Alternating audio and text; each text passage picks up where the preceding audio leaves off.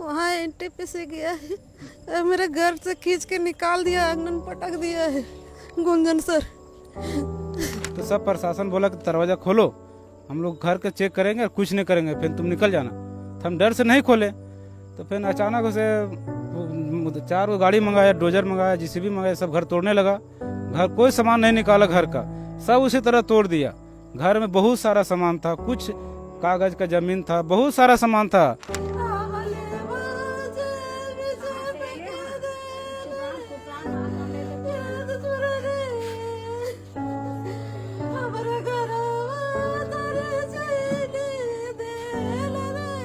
छोटी बच्ची मेरे गोद में देख ही रहा, इसको हम कहाँ सुलावें? ये सबसे मतलब क्या बोले, पहले हमको फूट फूट के रोना आता है कि हम रहेंगे कहाँ, अभी हम कहाँ रहें? कहाँ रहेंगे अभी आप? अब रोड में रहेंगे, जब जा रहे बड़का रोड में रहेंगे, रोड में सो जाते हैं। हम लोग को कोई सुविधा नहीं है, कहाँ जाएंगे?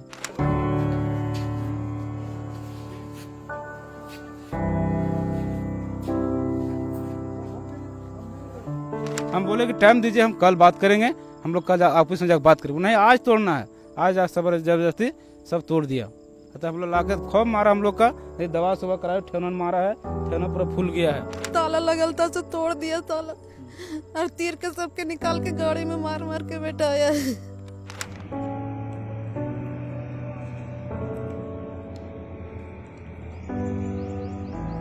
घर को तोड़ फोड़ किया, पूरा बर्बाद किया। वहाँ करोड़ों रुपया का मेरा सारा संपत्ति था, माँ का अर्जा हुआ धन था, सारा धन को चौपट किया है प्रशासन, और एनटीपीसी कंपनी इसका जिम्मेवारी है। पुलिस के अधिकारी हाथ उठाए या फिर कंपनी के? पुलिस मारा है, ये बड़ा बाबू, थाना के बड़ा बाबू मारे हैं।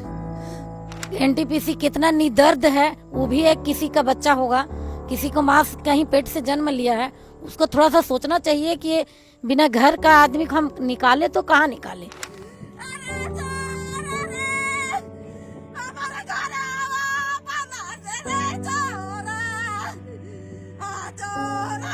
न घर का पैसा दिया, न विस्थापन दिया, न नौकरी दिया, कुछ नहीं, न जमीन का पैसा दिया, सब तोड़ दिया और भगा दिया जबरदस्ती। हम लोग पुलिस के यहाँ फेंक दिया। तो पहले बोला नहीं कि खाली कर दीजिए? हम कुछ नहीं बोला है, कुछ भी नहीं। रोइए नहीं, रोइए नहीं।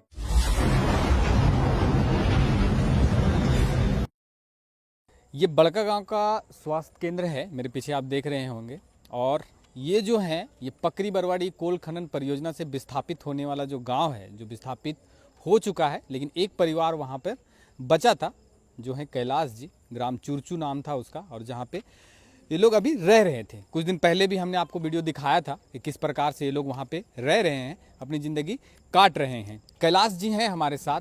आज अचानक पूरे दल बल के साथ प्रशासन वहाँ पहुँचती है, और क्या होता है हम उन्हीं से समझेंगे। कैलाश जी हैं, उनके भाई हैं यहाँ पर, और उनकी भाभी हैं, और उनके बच्चे हैं, उनकी बहन भी हैं। तो हम समझेंगे कि क्या हुआ था और क्या ऐसा मंजर हुआ जो आज हॉस्पिटल आना पड़ा, थाना में कुछ देर इनको रखा गया। सबसे पहले तो क्या हुआ वहाँ पे, जब आप लोग वहाँ पे घर पे रह रहे थे तो क्या हुआ वहाँ पे? वहाँ एंट्री पे से गया है और मेरे घर से खींच के निकाल दिया, आंगन पटक दिया है गुंजन सर। तो पहले बोला नहीं कि खाली कर दीजिए? हम कुछ नहीं बोला है, कुछ भी नहीं। रोइए नहीं। क्या गए तो क्या बोला? पहले रोइए नहीं। बोला घर से निकलिए, बाहर निकलिए, ताला लगल था तो तोड़ दिया ताला, और तीर के सबके निकाल के गाड़ी में मार मार के बैठाया है। तो पुलिस के अधिकारी हाथ उठाए या फिर कंपनी के? पुलिस मारा है, ये बड़ा बाबू, थाना के बड़ा बाबू मारे हैं। तो चलिए, ये उनके हाथ में पर्ची है, ये मेडिकल कराने के लिए आए थे वहाँ से, और मेडिकल करा के अभी ये लोग वापस थाना जा रहे हैं, क्योंकि लेडीज पुलिस भी मारी है, लेडीज पुलिस मारी है। क्या हुआ, थोड़ा सा बताएंगे संक्षेप में? देखिए, हम लोग घर में थे 11-12 बजे। अचानक से हम सो उठे 12 बजे, तो देखे कि बहुत प्रशासन, एनटीपीसी सब चीज़ आ गया। तो हम घर में ताला मार दिए। हम तो जानकारी से पहले सुरक्षित थे, तो हम घर में ताला मार दिए। तो सब प्रशासन बोला कि दरवाज़ा खोलो, हम लोग घर का चेक करेंगे और कुछ नहीं करेंगे, फिर तुम निकल जाना। तो हम डर से नहीं खोले। तो फिर अचानक उसे 4 गाड़ी मंगाया, डोजर मंगाया, जेसीबी मंगाया, सब घर तोड़ने लगा। घर कोई सामान नहीं निकाला, घर का सब उसी तरह तोड़ दिया। घर में बहुत सारा सामान था, कुछ कागज का जमीन था, बहुत सारा सामान था, उसे मत कहिए, पूछ मत, सब सामान तोड़ दिया। लास्ट में हम गेट के ताला मारे थे, वो ताला प्रशासन एनटीपीसी से अपने हाथ से तोड़ा है ताला को। तो हम लोग को निकाला और ज़बरदस्ती तब गाड़ी में बैठा दिया और घर को पूरा तोड़ दिया ज़बरदस्ती में। हम बोले कि टाइम दीजिए, हम कल बात करेंगे, हम लोग कल ऑफिस में जाकर बात करेंगे। नहीं, आज तोड़ना है, आज ज़बरदस्ती सब तोड़ दिया। तो हम लोग ला के खूब मारा हम लोग का, दवा सुबह कराया, ठेवना मारा है, ठेवना पूरा फूल गया है। तो लास्ट में प्रशासन थाना बड़का गाँव में ला के पटक दिया। दिखाइए। अभी यहाँ मारा था, पूरा फूल गया है, अभी चलने फूलने नहीं पा रहे हैं। ठीक है, अभी यहाँ मेडिकल आया तो बोला कि हजारीबाग रेफर करेंगे, एक्सरे कराना पड़ेगा। अब देखिए आगे क्या होता है। घर तो तोड़ दिया पूरा, अब क्या होगा सब अब भगवान जाने। कहाँ रहेंगे अभी आप लोग? अब रोड में रहेंगे, जब जा रहे बड़का रोड में रहेंगे। अब कहाँ, घर तो है ही नहीं, अब कहाँ रहेंगे? रोज रोड में सो जाते हैं, हम लोग को कोई सुविधा नहीं है, कहाँ जाएंगे? कॉलोनी नहीं दिया आप लोगों को? कुछ नहीं दिया है, न घर का पैसा दिया है, न विस्थापित दिया है, न नौकरी दिया, कुछ नहीं, न जमीन का पैसा दिया, सब तोड़ दिया और भगा दिया जबरदस्ती। हम लोग पुलिस लान के यहाँ फेंक दिया रोड में बड़का गाँव। आप काका कुछ कह रहे थे, क्या हुआ आपके साथ? आप उस समय कुछ बता रहे हम हमारे घर से देख रहे हैं कि खूब पुलिस आ रहा है, प्रशासन आ रहा है, तो हम लोग ताला मार के निकले। तो जबरदस्त हमको जे पकड़ा से निकाल के पकड़ के गाड़ी में चढ़ा दिया। हम बोले कि जो सर, गुंजन सर के 1 मिनट रुकिए, सामान हम कम से कम हमको एक परिवार के हम लोग को रहने दीजिए, निकालेंगे। नहीं, हमको उतना नहीं है ज़रूरी, तो सब सामान वामान सब दबा दिया हूँ मैं। बहुत सामान था हम लोग का। आप कुछ बता रहे थे कि शर्ट भी नहीं पहने थे? हाँ, शर्ट भी नहीं थे पहन लेते तक, हम शर्टों नहीं पहन लेते, उघरे था यही लगे। तो ये प्रशासन हमको शर्ट आन के दिया है गाड़ी पर। क्या कहेंगे? दुखद तो है कि जिस तरह से आपका घर टूटा है, लेकिन क्या कुछ कहना चाहेंगे? बहुत दुखद है। अभी हम छोटी बच्ची मेरे गोद में देख ही रहे आप, इसको हम कहाँ सुलावें? ये सबसे मतलब क्या बोले, पहले हमको फूट फूट के रोना आता है कि हम रहेंगे कहाँ, अभी हम कहाँ रहें। ना मेरा वो जो घर था पुराना वो है ना, अभी हम आंगन तक हमको जाने नहीं दी लेडीज़ पुलिस। आंगन जाना चाहे तो मार मार के निकाल दी। पैर में भी मारी है, देखिए पूरा दर्द आ गया है और हाथ भी पूरा कट गया है। लेडीज़ पुलिस हमको जाने नहीं दी है। इस स्थिति में हम कहाँ जाए, मेरा घर भी नहीं है। क्या कहेंगे? आप दूसरे गांव में रहते, आपके भाई लोग हैं, जिस तरह से मंजर देख रहे हैं, क्या लगता है कि देश के विकास के लिए ऐसा होना चाहिए? ये तो विकास है, पूरा विनाश है देश के लिए। देखिए हर लोग सुरक्षा चाहता है, लेकिन कंपनी मेरा मायके को ऐसा उजाड़ा है जो कहने लायक नहीं। लगता है कि कंपनी को अगर यदि सर लोग को सामने अगर यदि हम रह जाते तो उसको खरली को उतार देते, ऐसा लग रहा।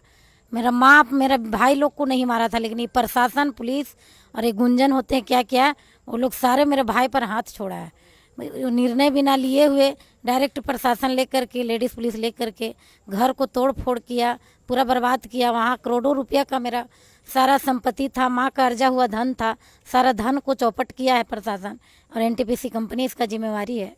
तो इसके प्रति कानून कार्रवाई किया जाए और उचित निर्णय लिया जाए, ताकि हम, मेरा भाई, मेरा मायके और मेरा जितना छोटा छोटा भाई भतीजा लोग हैं, पूरा सेफ्टी रहे।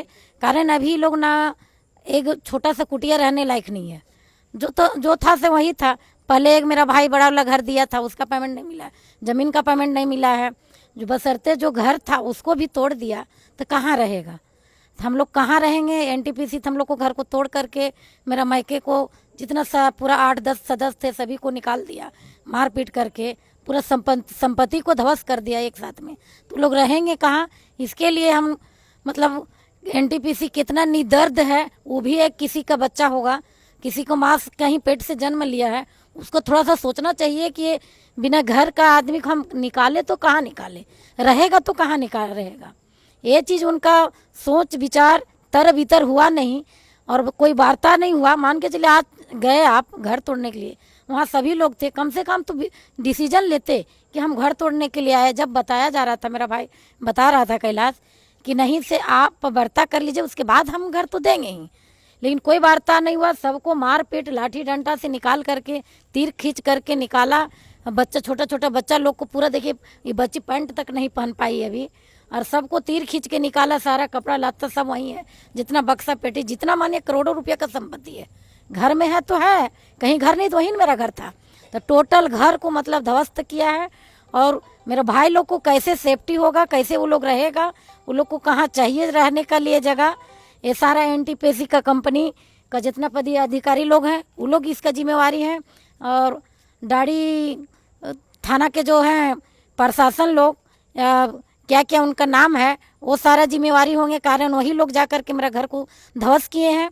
और कहीं मान के चलिए एक बेटी होती तो उसको सोच के हम लोग को विदा करते, लेकिन पूरा फैमिली को घर से विदा कर दिया, वो समझिए तो मार पीट करके। तो इसके प्रति निर्णय आम जनता ले। आज मेरे भाई के साथ हुआ है, कल और लोगों के साथ होगा और हर जगह विस्थापित हो रहा है। इस पर सभी लोग मिल करके पहल कीजिए ताकि मेरा भाई लोग को भी कल्याण हो। मेरा भी मैके उजड़ गया, माँ तो अगले साल चली गई, लेकिन जो पापा थे, भाई लोग थे, उन्हीं लोग के सहारा हम अपना मैके को याद करते थे। लेकिन माँ चली गई, लेकिन भाई भतीजा, भाई भौजाई के बल से हम अपना मैके को याद रखे थे। लेकिन आज सारा मेरा उजड़ गया, कुछ नहीं बचा है। अब मेरा भाई लोग कहाँ रहेगा, नहीं रहेगा। अब सभी जनता से हम यही प्रार्थना करते हैं कि ताकि सभी लोग मिलजुल करके इनको कैसे कल्याणकारी का रास्ता मिले और राह को आगे बढ़ाया जाए। एकजुट रह करके। और मेरा भाई लोग को मतलब अपने स्वास्थ्य के लिए, अभी जो मेरा भाई को कान में, थाना प्रभारी जो दाढ़ी वाला है वो कान में मारा है, पूरा दर्द कर रहा है। वो बड़ी वाली भाभी को, उसको भी डंडा से मारा है, पापा को भी मारा है, बड़ा भाई को ठेवना में मारा है, इनका भी मारा है। ये कहाँ का कानून है, कहाँ का रीत है जो जेंट्स पुलिस प्रशासन महिला पर हाथ उठाए और महिला पुलिस मतलब जेंट्स पर हाथ उठाए? ये कहाँ का कानून बना है, कहीं लिखा हुआ है? ये चीज़ हम सुनना चाहते हैं, जानना चाहते हैं। आज मेरे यहाँ हुआ, कल और यहाँ होगा, सभी यहाँ इसी तरह चलते रहेगा तो क्या कंपनी इसी तरह डेवलप करते जाएगी और जनता लोग को साइड करते जाएगी? ये उचित नहीं है। उचित सभी लोग मिल करके डिसीजन लीजिए ताकि मेरा भाई लोग को और मेरा पापा को कल्याणकारी हो। मेरा भी मैके याद रहे कि मेरा मैके है, ताकि सभी लोग मिलके हमको मदद किए। कैला जी, पूरी जो ये चीज़ आज हुई, शायद जहाँ तक हमने बात किया आपसे पहले भी आप बता चुके हैं कि आपने कोर्ट में फाइल कर रखा है केस, तो क्या आपने बताया कंपनी को कि हम केस कोर्ट में फाइल कर चुके हैं, तो थोड़ा इंतज़ार कीजिए हम? हाँ, ये चीज़ तो कंपनी के तो बता चुके थे कि आप जो मुआवजा देना चाह रहे हैं उससे हमारा संतुष्टि नहीं है, हमारा रोजगार जीवन यापन नहीं हो पाएगा, तो इसीलिए हमने कोर्ट आवेदन दिए थे। आज की घटना है, अचानक 12 के 1 बजे फ़ोन आता है कि आप कहाँ पे हैं। कल हम तो हजारीबाग में हैं, हम तो आज नहीं आ पाएंगे, हम आपका घर पास आ चुके हैं, 10 मिनट में आइए तो हम आपका घर को ध्वस्त कर देंगे। हम बोले कि हमारा केस ऑलरेडी कोर्ट में चल रहा है, तो हमारे घर को बाय जबरन आप कैसे तोड़ सकते हैं? आप हमसे वार्ता कीजिए, हम वार्तालाप के लिए हम कल आपसे मुलाकात करेंगे, हम मॉर्निंग में आपसे बात करेंगे, आपके ही ऑफिस में जाएंगे और आपसे समझौता करेंगे, तब जा कर के हमारा घर का आप तोड़ सकते हैं। लेकिन बोला नहीं, हमारा मजिस्ट्रेट, हम बोल रहे हैं, हमें नहीं पता था कौन था, कि मजिस्ट्रेट हमारा आदेश आ गया है, 10 मिनट में आपको आना है तो आइए, नहीं तो अन्यथा हम घर तोड़ देंगे। इसी आने फोने में हम आए अपना घर, तो देखे थे 500 प्लस पुलिस प्रशासन थे, एनडीपीसी के अधिकारी थे, साथ में थाना प्रभारी थे और हमारे ब्लॉक स्तर से अधिकारी थे, सारा वहाँ पे पहुँचे हुए थे। हमने सारे से रिक्वेस्ट करने की अपील की। उसी बीच में हमारे पास है थाना प्रभारी, पुलिस प्रशासन मारपीट किया, माथे में चोट लगा, पैर में चोट लगा और हमें लास्ट में गाड़ी में बैठा करके 200 मीटर दूरी रखे और हमारा घर को, सारा संपत्ति को ध्वस्त कर दिया, जो एवरेज जो 50 लाख का हमारा संपत्ति था। और पहले से आपको कोई नोटिस दिया गया कि आप घर को खाली कर दीजिए, ये देश के विकास के लिए आपके घर को लिया जा रहा है? ऐसा कोई नोटिस नहीं था। हम कई बार ऑलरेडी उन्हीं को नोटिस किए थे कि हम वार्ता करने के लिए तैयार हैं, जब आप हमें बुलाइए हम आपके पास आने के लिए तैयार हैं, लेकिन ऐसा कहीं एक बार भी नहीं हुआ। कहाँ जाएंगे अभी आप लोग? हम लोग कहीं नहीं जाएंगे। कहाँ जाएंगे? अभी हम लोग थाना बड़का गांव में है, अभी स्वास्थ्य केंद्र में, जहाँ उचित समझ में आएगा वहीं रहेंगे, जहाँ सरकारी व्यवस्था में सरकार व्यवस्था देगी हम लोग वहीं पे रहेंगे। अभी हमारे साथ हजारीबाग के अधिवक्ता हैं अनिरुद्ध दांगे जी। थोड़ा कानूनी पहलू हम समझना चाहेंगे कि आप बहुत देर से इनके साथ हैं, क्या इसमें क्या कानूनी प्रक्रिया निकल कर आती है और क्या इसमें दिक्कत हुआ होगा? देखिए, यहाँ 2 तरह की बातें हैं। एक बात तो ये है कि आज तक पूरे देश में जो भी भूमि अधिग्रहण कानून हुआ और कहीं भी परियोजना लगी तो कानून कहता है कि पहले उसका पुनर्वास होगा और तब विस्थापन होगा। जैसा कि जैसे हम लोग भी जानते हैं और जो ये बात अभी बताया जा रहा है कि कैलाश जी के द्वारा उसका पॉलिसी को जो ये विस्थापन पॉलिसी उसको ना मानने के कारण से, चूँकि यहाँ तो जो विस्थापन हुआ है औने पौने हुआ है, विस्थापन कोई पॉलिसी डिसीजन नहीं हुआ है आज तक, तो कैलाश जी ने एक हाईकोर्ट में एक रीट याचिका दायर है और उस रीट याचिका में ये कह लीजिए कि एनटीपीसी ने काउंटर एफिडेविट भी दाखिल किया और प्रशासन ने, और काउंटर एफिडेविट दाखिल का जो मेरे जानकारी में है, मैंने देखा भी है, दाखिल के बाद कोर्ट में हेयरिंग नहीं हो सका है अभी तक। और हेयरिंग के पहले जहां एक तरफ माननीय उच्च न्यायालय में मामला लंबित हो और ये एनटीपीसी लगता है कि ये काला कानून देश के अंदर लाना चाहता है। और इसको खास करके मैं ये कहना चाहूँगा कि यहाँ के जो प्रशासन है, ये प्रशासन को समझना चाहिए कि देश ये संविधान से चलता है, भारत देश संविधान से चलता है और देश के अंदर सभी चीज़ों को काम करने के लिए अलग अलग कानून बना हुआ है। कानून का ये उल्लंघन करके देश का मतलब धज्जी उड़ा रहा है ये संविधान का, कानून का, यहाँ के प्रशासन। और ये तो देखते हैं प्रशासन तो लठैती का काम कर रहा है। आज देख लीजिए प्रशासन कैसे ये लोग ब्लैकमेल करता है, भ्रष्टाचार फैला रहा है। आज देख लीजिए थाना से लेके हॉस्पिटल से लेके आपका प्रशासन सीओ बीडीओ से लेके सारा एनटीपीसी का गाड़ी में घूमता है, एनटीपीसी का दिया हुआ कुर्सी में बैठता है, एनटीपीसी का दिया हुआ लाइट जलाता है, तमाम चीज़ एनटीपीसी ने प्रोवाइड किया। तो अब जनता किससे न्याय का उम्मीद करेगा, कहाँ से हो सकता है न्याय, ये समस्या हो अभी इनके साथ मारपीट की गई, क्या ये प्रावधान है कि किसी के घर से किसी को विस्थापन किया जाए तो उसे मारपीट के साथ ये लोग आरोप लगा रहे हैं? बिल्कुल, ये बड़गांव प्रखंड का प्रशासन बिल्कुल ये गैर संवैधानिक, असंवैधानिक, नियम विरुद्ध काम किया है। चूँकि इसका पुनर्वास नहीं हुआ है और पुनर्वास के पहले इसको विस्थापन करना, जबरदस्ती करना ये अवैध है। इस पर हम लोग मांग करेंगे कि इस पर पूर्ण रूप से हाईकोर्ट में भी आइए पिटीशन फाइल करवाएंगे और इस पर जितना से जितना भी कानूनी कार्रवाई हो उसके लिए मांग करेंगे। अगर नहीं हुआ तो हम लोग आंदोलन करने के लिए बाध्य होंगे। एक चीज़ और समझना चाहेंगे आपसे कि क्या ट्रेजरी में पैसा डाल देना इसको अधिग्रहण माना जाएगा? मुआवजा किसान को दे दिया गया या फिर जो ग्रामीण है उनको दे दिया गया, ये सफल हो सकता है? देखिए, जहाँ तक ट्रेजरी का बात है, ट्रेजरी पर किसका नियंत्रण है? ट्रेजरी पर नियंत्रण सरकार का है। जब इनके अकाउंट में डाल देता तो माना जाता कि हाँ इसको हम लोग सेटलमेंट हो गया। ट्रेजरी तो सरकार का है। और जब कोर्ट फाइलिंग के बाद आपने काउंटर एफिडेविट के बाद ट्रेजरी जब कोर्ट में है तो ट्रेजरी ये माना नहीं जाएगा। विधि सम्मत है, कानूनी प्रक्रिया में गया हुआ है, लेकिन ये बिल्कुल निराधार है और असंवैधानिक है। ये बात एनटीपीसी जोर जबरदस्ती इस क्षेत्र में कर रहा है। आज जहाँ तक देख लीजिए एनटीपीसी की बात, जहाँ 3000 करोड़ का मामला स्कैम का मामला है, जहाँ अभी इसको फाइनल ये नहीं हुआ है कि एनटीपीसी को जो क्लियरेंस फॉरेस्ट वन पर्यावरण का जो क्लियरेंस मिला है वो अवैध है। तो ये कंपनी मूल रूप से प्रोजेक्ट, इसका एनटीपीसी का प्रोजेक्ट अवैध है, इलीगल है और यहाँ जबरिया अधिग्रहण पर अधिग्रहण किया जा रहा है। इस चीज़ पे कभी और टॉपिक पे बात इसलिए ये लोग के साथ जो हुआ है ये गैर कानूनी है और मैं इन सारे तमाम जो जितने दल वहाँ शामिल थे सभी पर विधि सम्मत कार्रवाई की मांग करते हैं। क्या कहेंगे लखेंद्र जी, जिस तरह से जो परिकरण अभी जो घटना घटी, क्या कहना चाहेंगे इसके बारे में? कैलाश जी के परिवार के साथ और उनके छोटे छोटे बच्चों के साथ, उनके भाभी के साथ जो भी घटना प्रशासन के द्वारा, स्थानीय प्रशासन, उसमें बड़कागांव थाना और डाड़ी थाना इंक्लूडिंग और सीओ साहब भी हैं, तो हम सबसे पहले नागरिक अधिकार मंच की ओर से इसका घोर निंदा करते हैं। और हम जो देख रहे हैं अभी यहाँ पर प्रशासन कुछ नहीं है, संवैधानिक कुछ नहीं होता है। एनटीपीसी जो कहे अभी सही। हाँ वही सही।